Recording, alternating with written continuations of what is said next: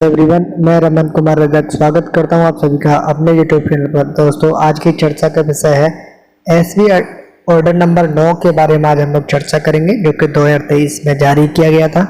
और SB order number 9 का जो सब्जेक्ट है वो है regarding promotion of NEFT and RTGS facility for fund transfer from bank account to PPF, SSA and post office saving accounts. इसका simple सा मतलब ये है कि कोई भी खाता धारक अब नेफ्ट और आरटीजीएस कर पाएगा। कौन से खाते धारक की बात कर रहे हैं?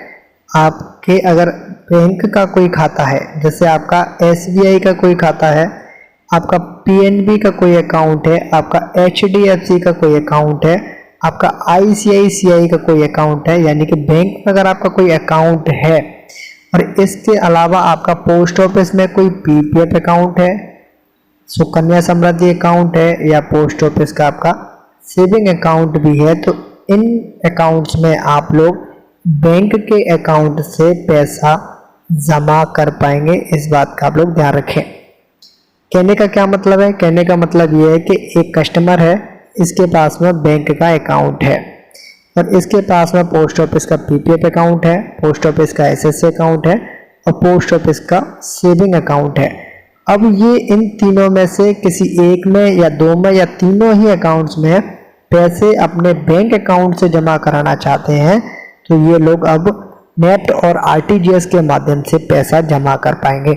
तो सिंपली इस एसबी ऑर्डर में इतना ही है एग्जाम के पॉइंट ऑफ व्यू से। लेकिन जिन लोगों को एक्चुअल में करना है, कैसे करना है, उसकी जो डिटेल प्रोसीजर है वो इसी एसबी ऑर्डर में दी हुई है, यानी कि एसबी ऑर्डर नंबर 9 में दी हुई है। तो सिंपली आप लोगों को क्या करना है, कैसे करना है, इसके बारे में यहाँ पर डिटेल में दिया हुआ है।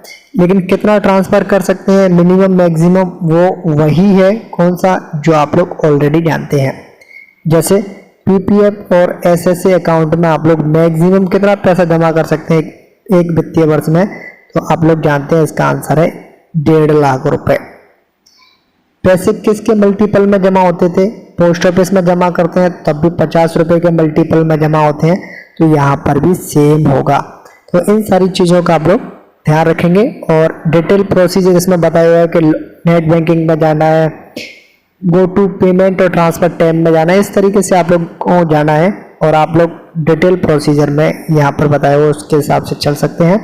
आईएफएससी कोड पोस्ट ऑफिस का आप लोग जानते हैं, अगर किसी को नहीं पता है तो आप लोग नोट डाउन कर लें। IPOS 4x0 DOP post office का IFSC कोड है।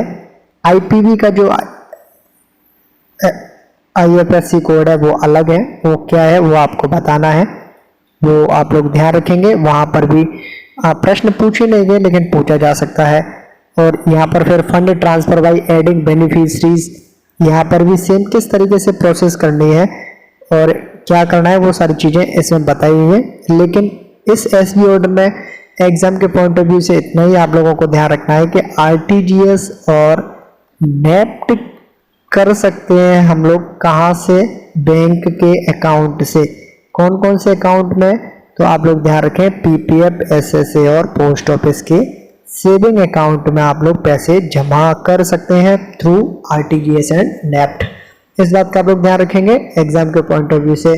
इस एसबी ऑर्डर में सिर्फ और सिर्फ इतना ही है। इसी के साथ इस वीडियो को करता हूं मैं एंड। ये है अंत इस वीडियो का। धन्यवाद।